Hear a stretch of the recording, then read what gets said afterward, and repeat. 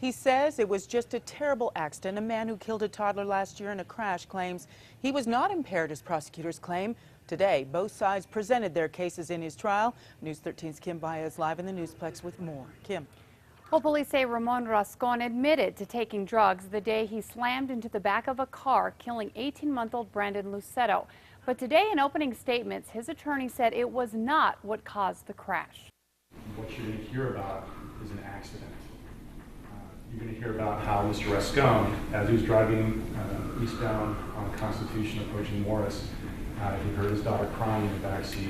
He turned back to look at her and see what she was crying about. Rascon's attorney says when Rascon turned back, it was too late. He then slammed into the back of the car, carrying Brandon and his twin brother Ryan, who were both buckled in their car seats.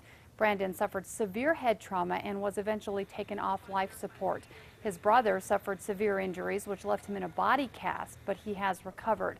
Prosecutors say there is no doubt Rascon was impaired and driving recklessly that day. But admitted the crash was his fault.